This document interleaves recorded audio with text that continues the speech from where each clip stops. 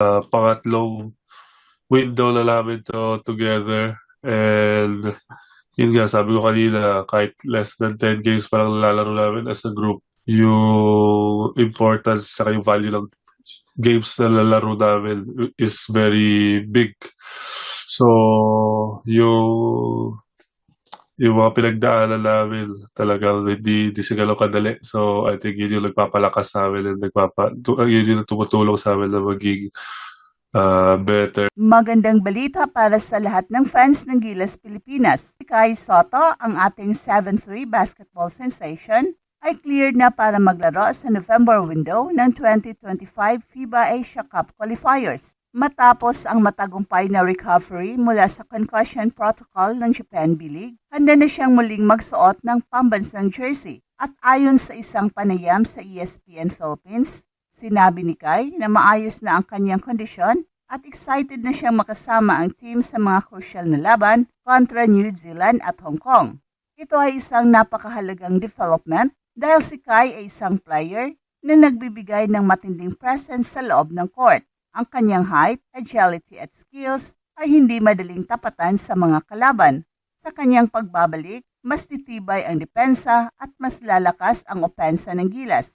At bukod kay Kai, may isa pang star na nagpapalakas sa Gilas, ang ating naturalized player na si Justin Brownlee.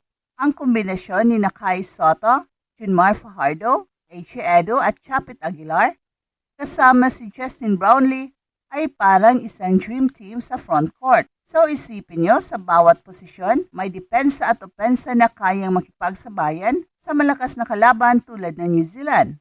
Isa pang mahalagang aspeto ay ang flexibility na dala ng partnership ni Kai at Junmar. At ayon kay Coach Tim Cone, ang dalawa ay may unique chemistry na siyang nagpahintulot sa kanilang maglaro ng sabay. Kapag si Fajardo ay nasa ilalim, kayang mag-adjust ni Kai bilang isang stretch 4 na magbibigay ng spacing at dagdag na opensa. Bagamat handa na ang Gilas, huwag nating kalimutan na malakas din ang New Zealand. Kilala ang Tall Blacks sa kanilang physical na laro at matibay na rebounding. Ang New Zealand ay hindi basta-bastang matitinag, kaya't mahalaga ang home court advantage at suporta ng Pinoy crowd. Sa kanilang nakaraang laban, nagpakitang gilas ang Gilas, pero kailangang masustain ito para makuha ang panalo sa darating na games. Sa tulong ni Kai at Justin, may malaking tsansa na ma-neutralize ang physicality ng New Zealand. Ang kanilang leadership, combined with the defensive schemes ni Coach Tim Cone, ay pwedeng maging game changer. Isang matamis na pagbabalik ang hatid ni Kai para sa Gilas Pilipinas. Sa isang eksklusibong panayam sa ESPN Philippines, kinumpirma ni Kai na matapos ang matagumpay na pagsunod sa concussion protocol ng Japan B-League, handa na siyang makipagbakbakan muli sa international stage. I'm feeling very good and okay. Earlier, I completed the final step of the concussion protocols, ani pa ni Kai, at dagdag pa niya, confident siya sa kanyang kalagayan. I did some movements as if I'm ready to play again or if I can be cleared. It's just in time as our training camp has started. Ang pahayag na ito ni Kai ay nagbibigay ng kumpiyansa sa Gilas coaching staff at mga fans na muli niyang maibigay ang kanyang 100% sa mga paparating na laro. Ang kanyang towering presence ay tiyak na magiging crucial laban sa matitibay na kalaban tulad ng New Zealand.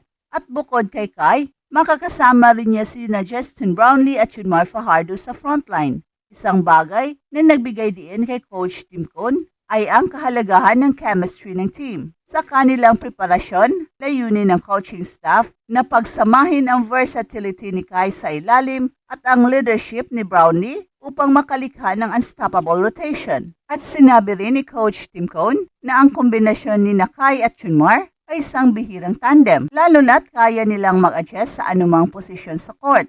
At kung magtuloy-tuloy ang ganitong synergy, maring ito ang maging susi upang matalo ang Tall Blacks.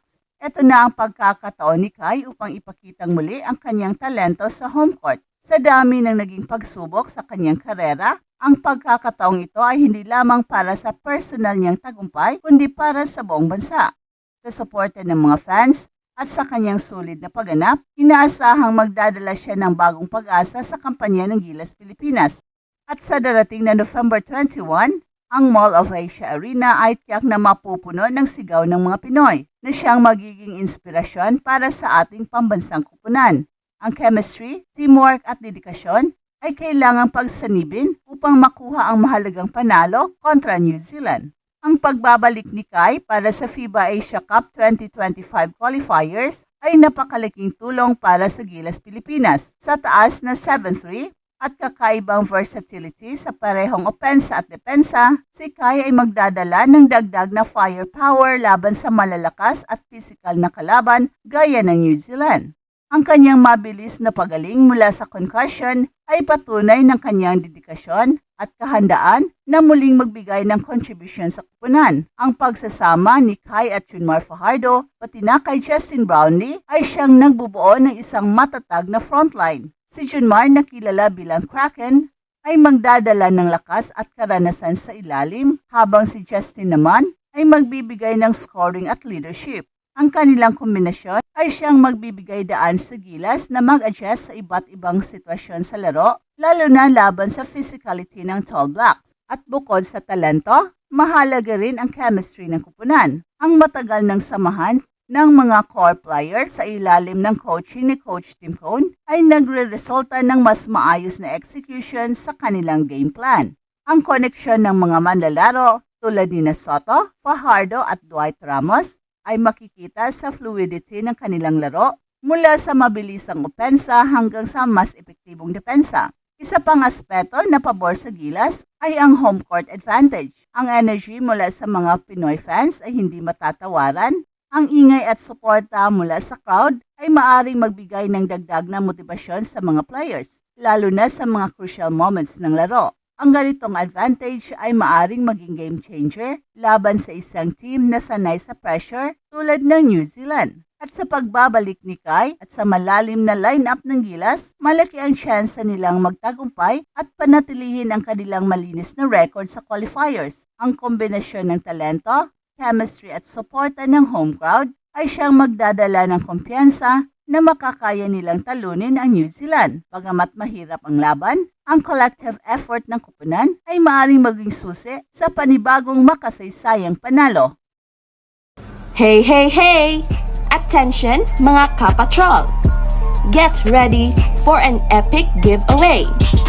Once Express Info hits 150k subscribers, one lucky winner will win the incredible Oppo Reno 11F 5G smartphone. Here's how to join. Step 1. Subscribe to Express Info right now. Step 2. Like this video. Then step 3. Comment anything good and positive about our idol Kai Soto. Super easy.